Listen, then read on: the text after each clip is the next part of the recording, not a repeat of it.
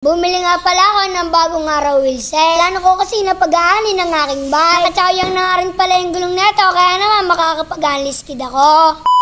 Ngayong araw nga pala, tinesting ni Papa Tampi ang kanyang bagong kotse. Ang ngalan nga pala ng bagong kotse niya ay Tampongkan. Punta nga pala kami sa bukid. Kung nga pala akalain na marunong na kagad si Papa Tampi. Ay nga pala mga kadon David, nandito na nga pala kami sa Cubs. Ayun. Hirap pala eh. Tinatanggal na pala ang Cubs. Hey guys! Oh, tinatanggal na po yung Cubs dito.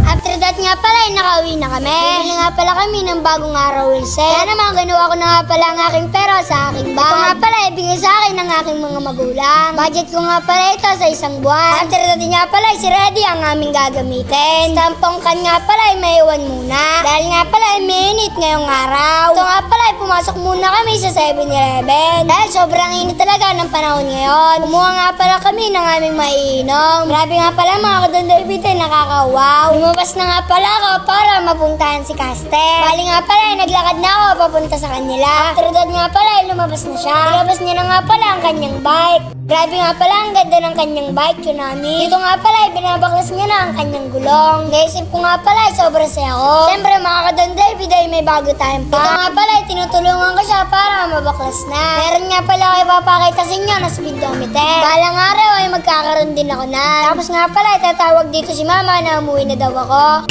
Bana! No! Dito binubigat eh. Dito nga pala, yung gulong nito ay Chaoyang. Kaya naman, napakaswerte ko. Dito nga pala, nawala na siya ng gulong. Ano na kaya siya makakauwi? Pero nga lang yan, mga kadon David ay taga dito nga pala siya. Dito nga pala, nagpaturo ako, bakit dalawang cogs? Magaan lang to, magaya ng iyo. Ito sobrang bigat. Pangkarera yung race nito. Meron na naman ako na bagong natutunan. Kaya naman, dito nga pala, biniyaran ko na siya. Paalam na nga rin pala sa amin ni Papa Tampi. Ito nga pala, binuot na nila ng walang gulong. Bago nga pala sila umalas, ay pinicture muna ako ni Caster para remembrance daw sa kanyang gulong. Dito nga pala, ialis na kami. Binitbit ko na nga pala yung dalawang gulong. Meron nga pala ako dito ang mga viewers. Kaya naman, shoutout sa kanila. Pinakay ko na nga pala yung araw wheel set na bago. Tapos nga pala sa aking mukha na sobrang saya ko. Dito nga pala, bumaba muna ako para bumili ng minute burger. Ang palugaw loob nga pala kay mama. Kaya mga kadumimid, wala nga pala tayong kinsa, kaya naman bibili. Ito nga pala, bibili ako ng pangbaklas. After that nga pala, nakabili na ako at pinabaklas ko na nga pala kay Papa Tampi. Kaya naman, sobrang excited na ako. Dito nga pala, pinapili ako kung maliit ba yung malaki. Yung pinili ko nga pala yung maliit. Dahil nga pala yung maliit ay pangkarera. Para manalo lagi ako sa DS. Mga kadon David, gusto nga pala ibili niya. Pambali ko ng skis. Kaya naman mga kadon David, ay bilhin nyo na. Kala ko mga kadon David, nagtutulap.